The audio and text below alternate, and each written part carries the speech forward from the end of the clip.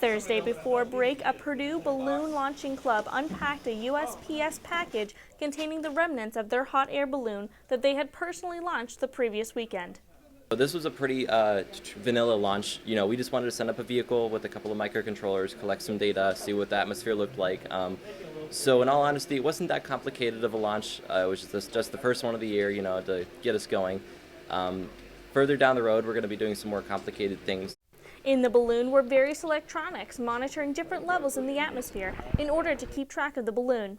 The pressure sensor in the balloon allowed the team to track the height of the balloon by looking at its highest atmospheric pressure reading, which in turn gave them the balloon's highest altitude.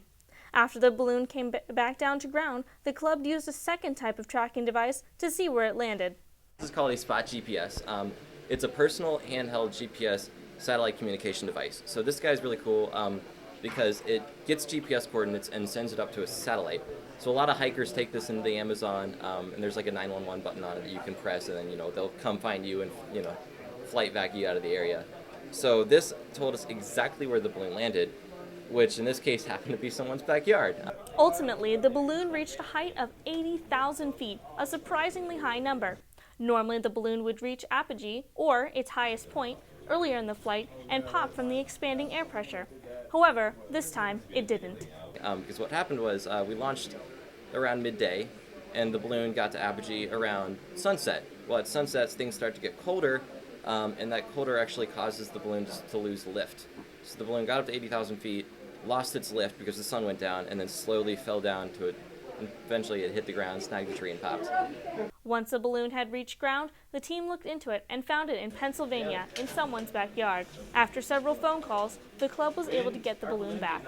Creepily, using the internet, we turned the GPS coordinates, figured out what the address of the house was, what the phone number of the house was, and we actually gave these folks a call around 8 p.m. at night on Saturday.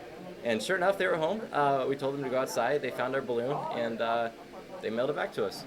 The biggest shock of all, though, was a surprise phone call that morning from the U.S. Pentagon.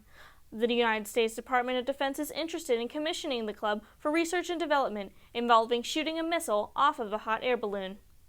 So like I said, one of the more intense projects that we're working on right now is to launch a rocket from a high-altitude balloon. That is traditionally called a raccoon. And it was done a lot in the 50s, right before, the opening of the space era. Since then, the activity in that sector has kind of died down. But we're wanting to do it as some R&D, and the DoD is interested.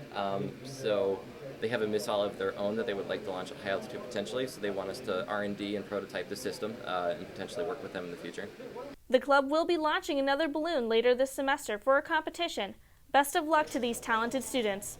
Reporting for Fast Track, this has been Lauren Westberg.